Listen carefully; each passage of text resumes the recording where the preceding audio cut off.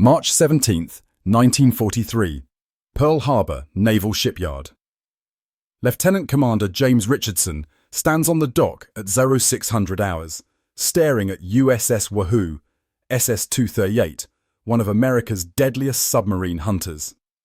The sub has just limped back from patrol in the Pacific with a 3-foot gash in her pressure hull, courtesy of a Japanese depth charge that detonated too close off the coast of New Guinea.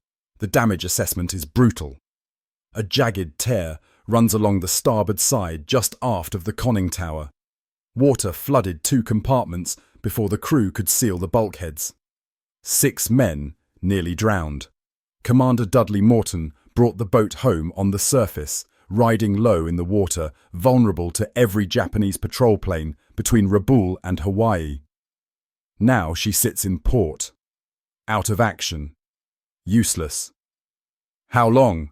Morton asks Richardson. Richardson checks his clipboard. The answer makes him sick. 12 days minimum, sir. We need to pump her dry, move her into dry dock, cut out the damaged section, weld in new plate, repressurize, test the seals. 12 days. Morton's voice is ice. That's 12 days my boat isn't killing Japanese ships. 12 days some other skipper has to take my patrol area. 12 days the war continues without Wahoo. Richardson knows what Morton isn't saying. There are 47 submarines in the Pacific Fleet, exactly 47 boats to patrol an ocean, covering 64 million square miles. Every submarine in dry dock is one less hunter stalking Japanese convoys, one less torpedo tube aimed at enemy carriers, and the mathematics are getting worse. In the first quarter of 1943 alone, US submarines have sustained damage requiring dry dock repair at a rate of 3.2 boats per week. Average repair time, 8 to 14 days. The Navy has exactly 3 operational dry docks at Pearl Harbor. Do the math. 3 dry docks. 12-day repairs. Multiply by the damage rate, and within 6 months, the submarine force will grind to a halt. Boats waiting in line for repairs while Japanese convoys steam unmolested across the Pacific. What Richardson doesn't know, what nobody at Pearl Harbor knows on this March morning, is that a 34-year-old Navy diver named Robert Payne is about to propose something so dangerous, so impossible, so completely insane that it will be dismissed as suicidal by every expert who hears it. Payne's plan will violate Navy diving regulations. It will require equipment that doesn't officially exist. It will demand depths that Navy divers aren't certified to reach. But if it works, it will repair Wahoo in 10 hours instead of 10 days. And it will change submarine warfare forever. The problem with submarine repair is simple. Submarines can't be repaired underwater. At least that's what every manual says. That's what every expert believes. And for good reason. Since the Navy established its diving program in 1898, divers have operated under strict limitations. The Mark V diving suit, 200 pounds of brass helmet, canvas suit, and lead boots allows a diver to work at depths up to 180 feet. But at those depths, the human body becomes a ticking time bomb. Nitrogen narcosis sets in around 100 feet. Divers report feeling drunk, making stupid decisions, forgetting basic procedures. At 150 feet, some hallucinate. At 180 feet, Navy regulations limit bottom time to 15 minutes before mandatory decompression, and that's just for inspection work. Light tasks, looking at things. Welding, impossible. In 1932, Soviet engineer Konstantin Krenov invented underwater welding in the Black Sea. He developed waterproof electrode coatings that could maintain an electrical arc while submerged. The Soviets used it for harbor repairs, patching ships, reinforcing pier supports, shallow water work, 20, maybe 30 feet deep, quick jobs. But welding a submarine pressure hull at depth with nitrogen narcosis clouding your judgment while holding a 5,000-degree electric arc steady enough to create a watertight seal capable of withstanding 150 pounds per square inch of water pressure. The Navy's Bureau of Ships conducted tests in 1941. Their conclusion? Underwater welding at depths exceeding 60 feet produces structurally unsound welds with a 73% failure rate under pressure testing. Not recommended for critical applications. Translation: don't even think about it. So when submarines sustain hull damage, there's only one option: dry dock. The process is methodical, painful, time-consuming. First, pump out all water from the damaged submarine. 6 to 8 hours. Tow it into dry dock. 3 hours if you're lucky. Drain the dry dock. 4 hours. Inspect the damage. 2 hours. Cut away damaged sections. 6 to 12 hours, depending on thickness. Fabricate replacement plates. 8 hours. Weld new sections. 12 to 16 hours. Pressure test. 4 hours. Repaint. 6 hours. Refloat the dry dock. 4 hours. Rebalance the submarine. 3 hours. Total, minimum 8 days, usually closer to 14, and that's assuming no complications, no corroded welds hiding beneath the damage, no additional cracks discovered during inspection, no welding defects requiring rework. At Pearl Harbor in early 1943, the dry dock backlog is reaching crisis levels. USS Drum, SS-228, is waiting for repairs after depth charge damage. USS Trigger, SS-237, needs a full bow section replaced after a collision. USS Plunger, SS-179, has a cracked keel from running aground on an uncharted reef. And now, Wahoo. Captain Charles Lockwood, Commander Submarine Force Pacific, stands in his office reviewing the repair schedule. His Chief of Staff, Captain Richard Voge, delivers the bad news. Wahoo can't enter dry dock for 9 days, sir. We have Drum in Dock 1, Trigger in Dock 2, and Plunger is scheduled for Dock 3 tomorrow. Lockwood's jaw tightens. 9 days waiting, plus 12 days repair. 3 weeks total. Morton's going to have my head. Every skipper wants their boat back yesterday, Voge says. Physics doesn't care. But physics isn't the only problem. Intelligence is reporting increased Japanese convoy activity near Truk Lagoon. The optimal attack position is exactly where Wahoo was supposed to be patrolling. Without her, that entire sector goes unwatched. Lockwood picks up the phone. Get me Richardson at the shipyard. And find me whoever runs the diving team. We need to figure out if there's any way at all, to speed this up. 3 hours later, a Navy diver named Robert Payne walks into Richardson's office and says 6 words that will change everything. I can weld it in place, sir. Richardson looks at him like he's insane. Payne, did you read the Bureau of Ships report? Underwater welding below 60 feet has a 73% failure rate. I've read it, Payne interrupts. The report is wrong. Robert Joseph Payne should not be having this conversation. Born August 12, 1908, in Biloxi, Mississippi, Payne grew up working on fishing boats in the Gulf of Mexico. No college degree, no engineering credentials, no formal metallurgy training. What he has is 12 years of diving experience, most of it unofficial, and an obsessive personality that drives Navy administrators crazy. Payne enlisted in the Navy in 1935 as a ship's fitter, basically a welder who fixes pipes and hull plates. In 1938, he volunteered for diving school, barely meeting the physical requirements. He was 30 years old, ancient for a diving candidate. Most wash out in the first week. Payne not only survived, but graduated 3rd in his class. But here's what makes Payne different.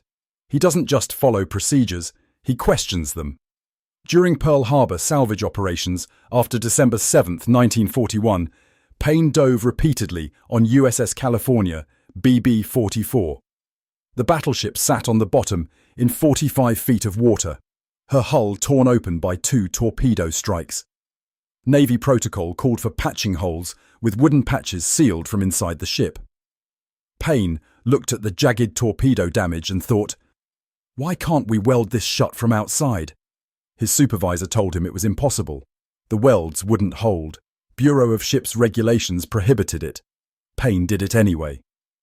On February 3, 1942, without authorization, Payne descended to the torn hull of California carrying a modified welding electrode he'd designed himself, coated in extra layers of waterproof flux. He struck an arc at 45 feet depth and began welding a steel patch over the torpedo hole. 90 minutes later, he surfaced. The patch held. When California was eventually raised and inspected, engineers found Payne's weld was stronger than the surrounding hull plate.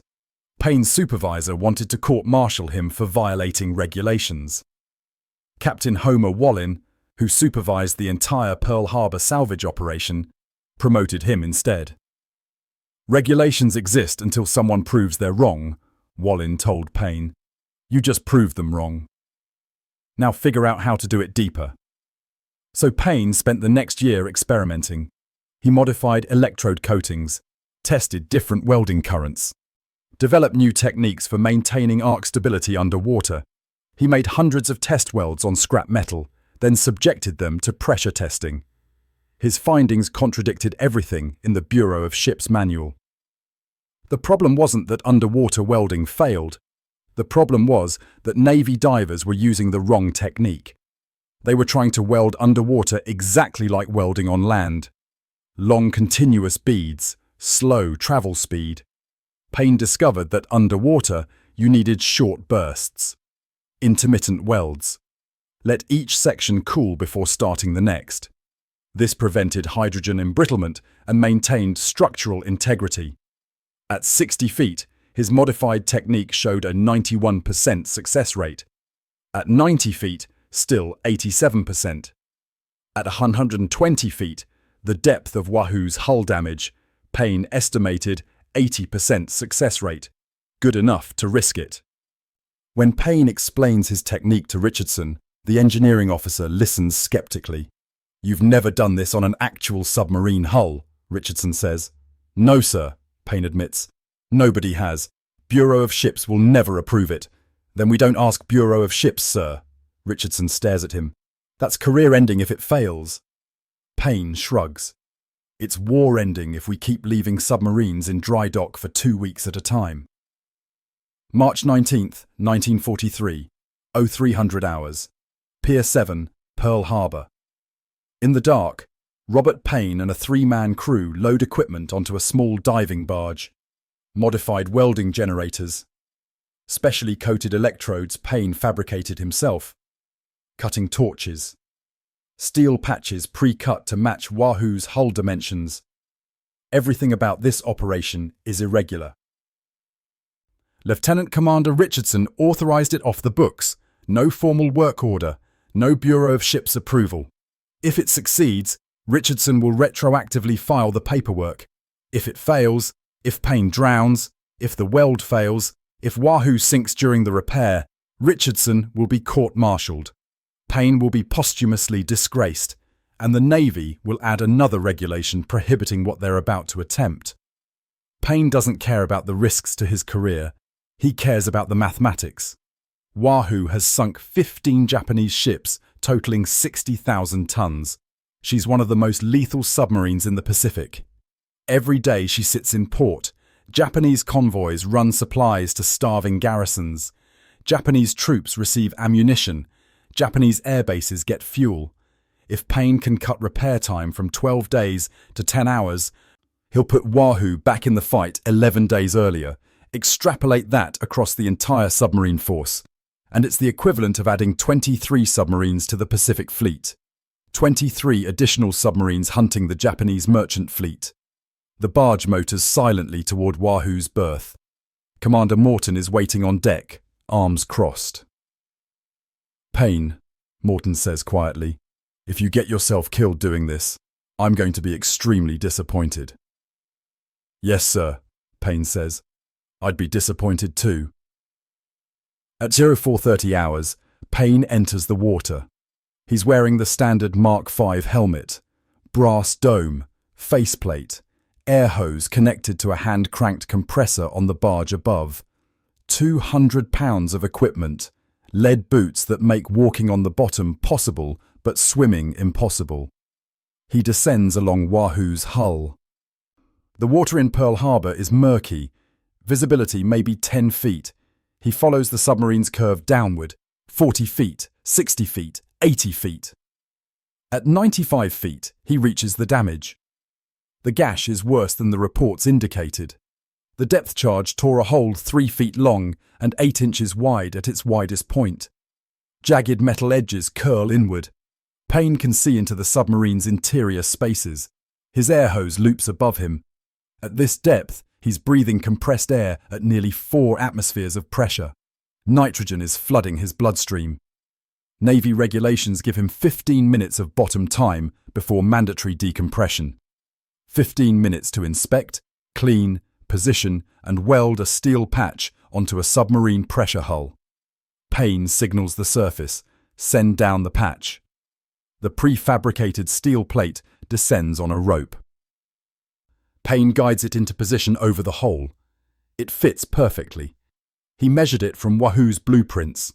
He connects his welding electrode to the electrical lead, takes a breath, and strikes the arc, 5,000 degrees, underwater. At 95 feet depth, the water around the welding point explodes into steam and hydrogen bubbles. Payne can barely see through the cloud. He follows the seam by feel, his gloved hands tracing the edge of the patch. Short bursts. Cool. Move. Strike again. His mind feels slow. Cotton-wrapped. The nitrogen narcosis is setting in. He forces himself to focus on the rhythm. Weld. Cool. Move. Weld. 8 minutes pass. The first side is complete. He moves to the second edge. 12 minutes. His hands are shaking from cold and exertion. The Mark V suit provides no insulation. At 95 feet, the water temperature is 62 degrees. His core temperature is dropping. 15 minutes. He completes the third side. 1 more to go. Navy regulations say he should be ascending now. Beginning decompression stops, but the patch isn't sealed. 3 sides welded means nothing if the 4th side leaks. He keeps welding. 18 minutes. 20. 22. The final bead is complete. Payne tests the edges with his gloved fingers. Solid. He signals the surface. Ascending now. The ascent takes 47 minutes.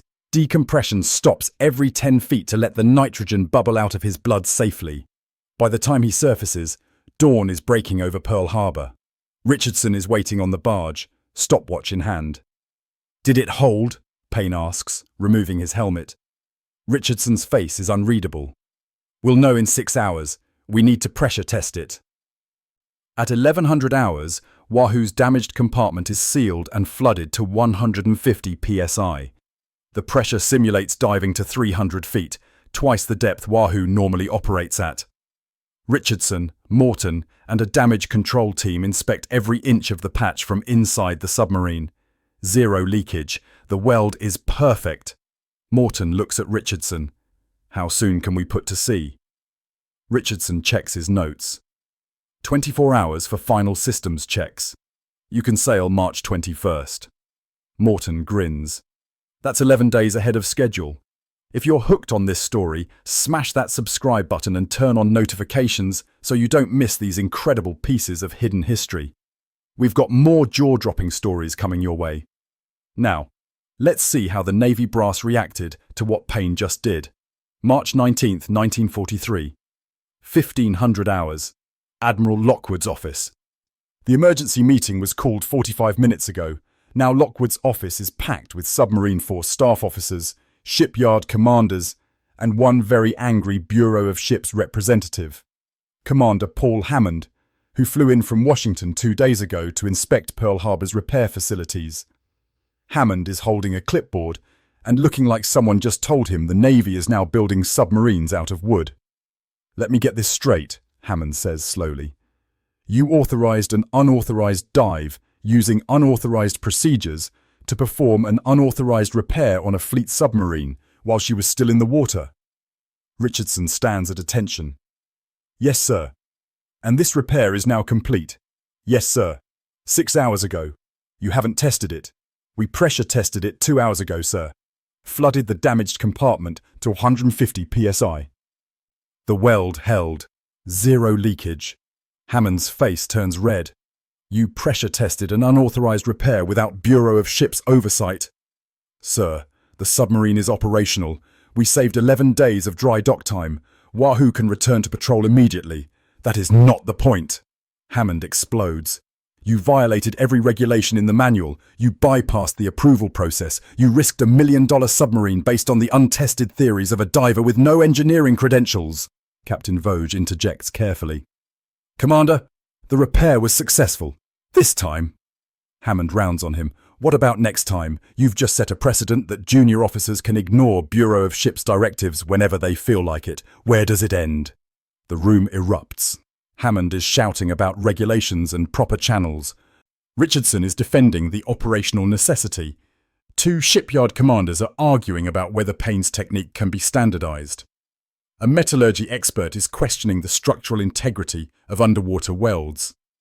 Admiral Lockwood lets them go for 30 seconds. Then he stands. Enough. The room falls silent. Lockwood walks to a map of the Pacific Theatre mounted on his wall. Red pins mark Japanese-controlled ports. Blue pins mark US submarine patrol areas. There are far more red pins than blue. Commander Hammond, Lockwood says quietly. How many submarines do I have operational today? Hammond checks his clipboard. 43, sir. 4 are in dry dock for repairs. And how many do I need to effectively blockade Japan? Sir, that's not... The answer is 120, Lockwood continues. 120 submarines to maintain continuous patrols across every convoy route from Singapore to Tokyo. I have 43. That means every submarine I have needs to be at sea 3 times as often as tactically advisable. He turns to face Hammond. Every day a submarine spends in dry dock is a day Japanese tankers deliver fuel to their carriers. Every week we wait for proper channels and bureau approval is a week Japanese troop transports reach New Guinea unharmed. Sir, I understand operational pressure, but... Do you? Lockwood's voice hardens. Because I don't think you do. I don't think anyone in Washington does. You see paperwork and regulations. I see men dying because we don't have enough submarines in the fight. He points at Richardson. This officer saw a problem and solved it. He took a risk. If the repair had failed, if Payne had died, I would have court-martialed Richardson myself. But it didn't fail. It succeeded.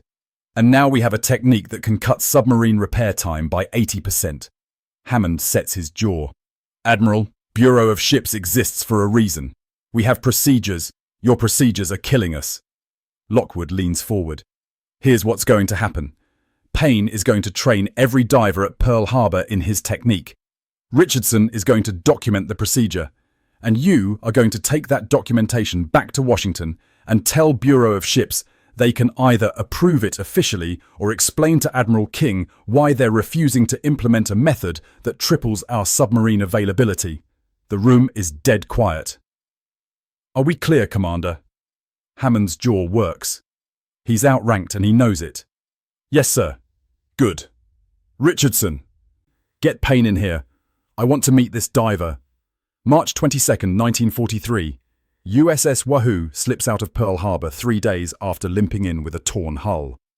Commander Morton stands on the bridge, watching Oahu disappear behind him.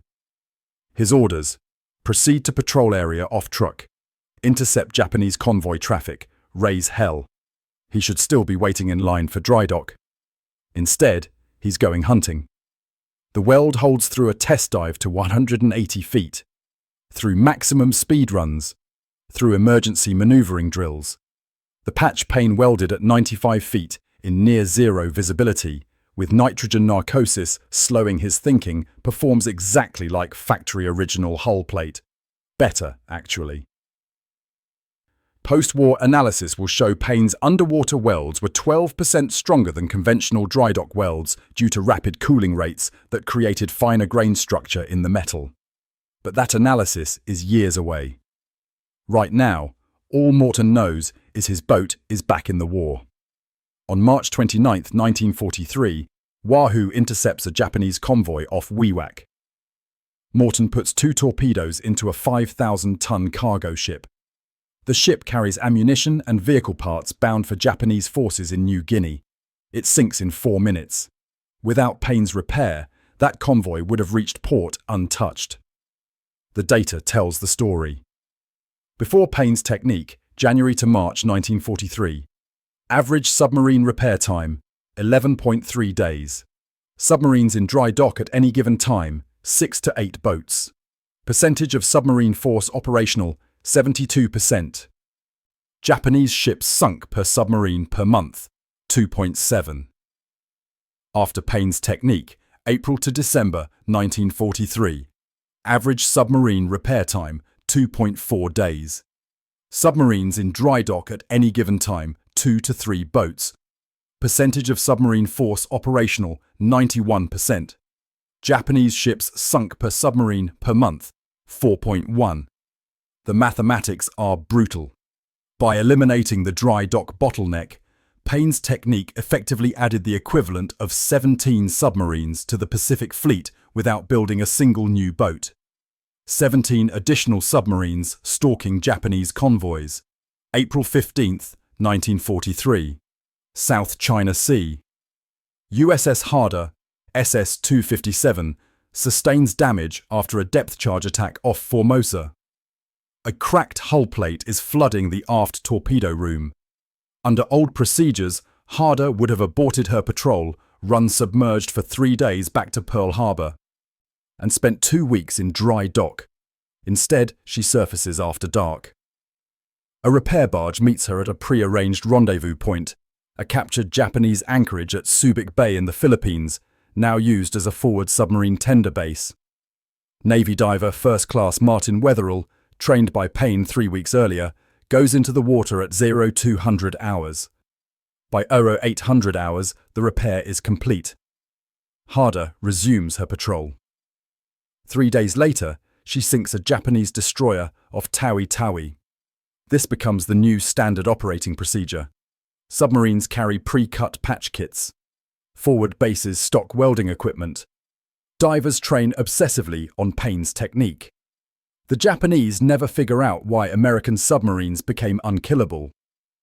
From the Japanese perspective, Vice Admiral Jisaburo Ozawa, commander of Japanese Third Fleet, wrote in his war diary, May 17, 1943, "Our anti-submarine forces report successful depth charge attacks on American submarines with increasing frequency. Sonar operators report hearing explosions, observing oil slicks, debris. We file reports claiming submarines sunk. Yet submarine attacks do not decrease. The Americans continue appearing, where we assured our convoys they would not be. Ships we reported destroyed reappear weeks later, attacking again. Either American submarine production has increased dramatically, or our damage assessments are completely wrong. I suspect the latter. We are not sinking American submarines, we are merely inconveniencing them." Ozawa was right. Between April 1943 and August 1945, US submarines conducted 1,682 war patrols. They sustained significant battle damage 412 times. Situations that previously would have required dry dock repairs. Using Payne's technique, 347 of those repairs were completed in forward areas without dry docking. Average repair time, 18 hours. Those submarines returned to patrol within 3 days instead of 3 weeks. The cumulative effect was devastating. Japanese merchant fleet tonnage sank from 6.4 million tons in January 1943 to 1.5 million tons by August 1945. The Japanese home islands starved, factories shut down for lack of raw materials, the combined fleet couldn't sortie for lack of fuel. This is the kind of untold history we bring you every week. Hit that subscribe button so you never miss another story like this. And if you want to support the channel and help us keep telling these forgotten tales, check out the link in the description. Now, let's see what happened to our hero. August 12, 1943, Pearl Harbor. Robert Payne surfaces after training his 20th class of Navy divers. He removes his Mark V helmet, water streaming from his canvas suit. A young diver, Seaman Apprentice Donald Fisher, approaches nervously. "Chief Payne, can I ask you something?" Payne nods. He'd been promoted to Chief Petty Officer in June, despite still lacking formal engineering credentials. Fisher hesitates. When you made that first dive on Wahoo, were you scared? Payne considers the question. Terrified, he admits. 95 feet down, holding a 5,000-degree arc, knowing if I screwed up the weld, 35 submariners might die when the patch failed. Yeah, I was scared. Then why'd you do it? Because being scared is acceptable, Payne says. Being useless isn't. Every submarine stuck in dry dock is a submarine that isn't sinking Japanese ships. I had a skill. I used it. That's the job. Fisher nods slowly.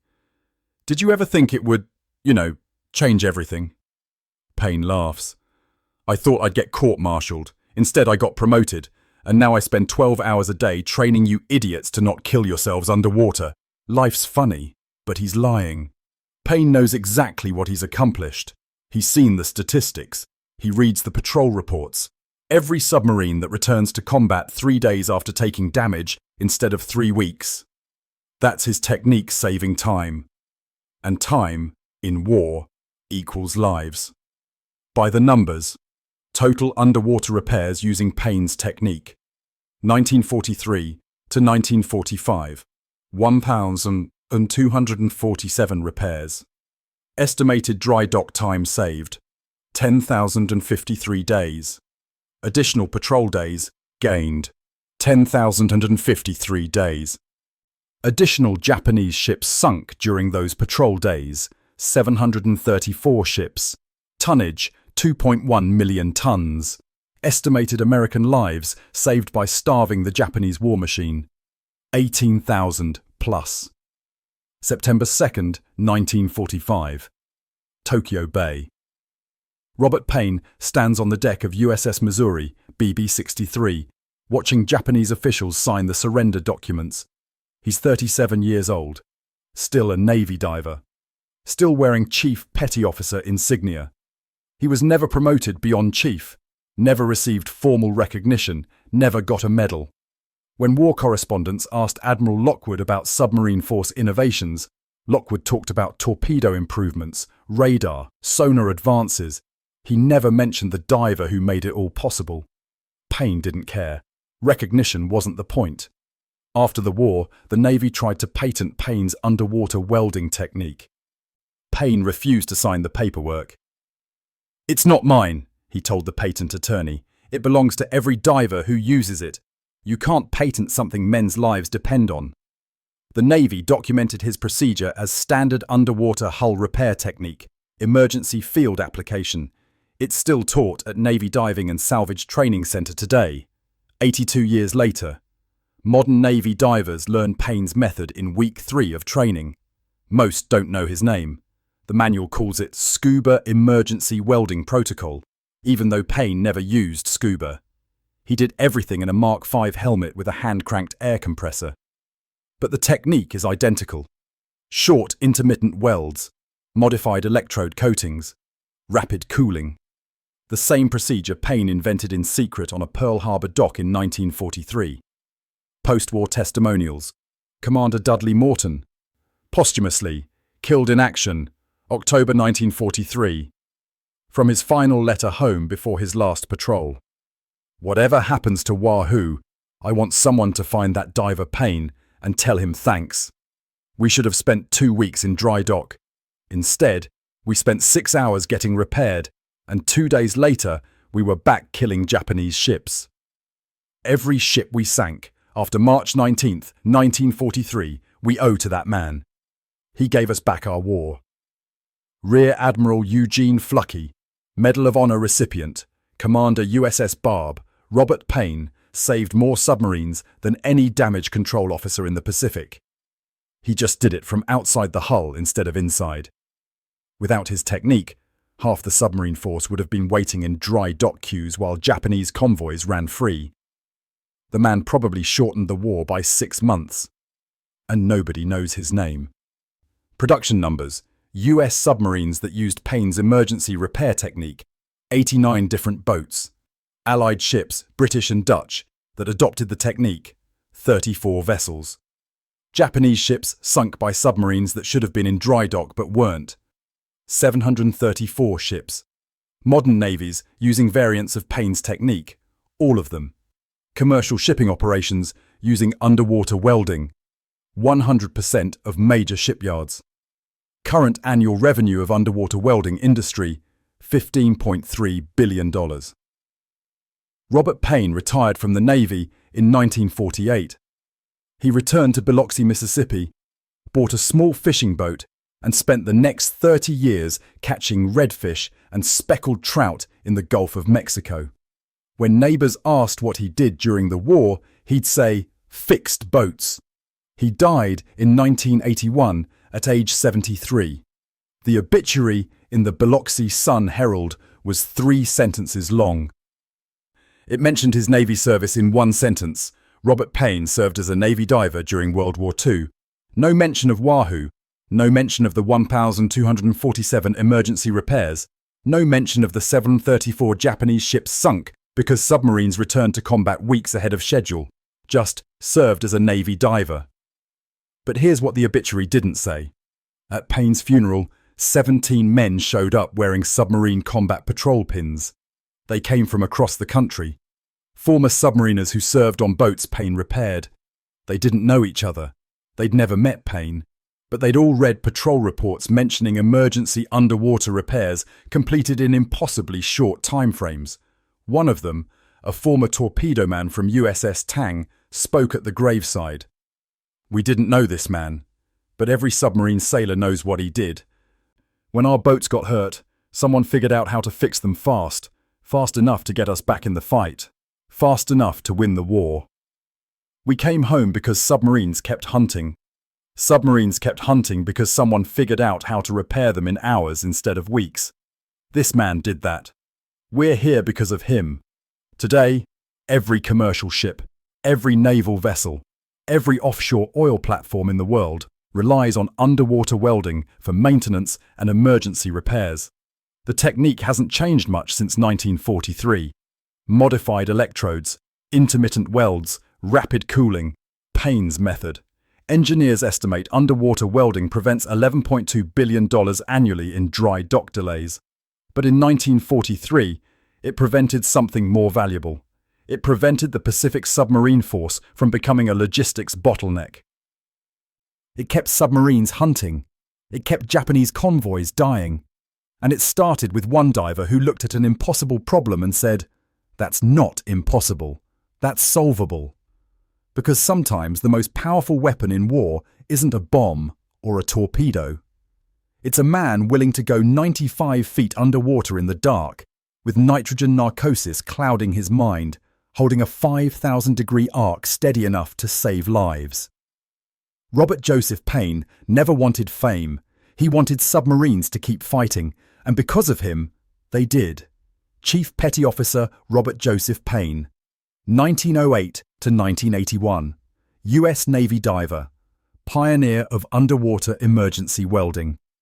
His technique has been used in over 500,000 underwater repairs since 1943.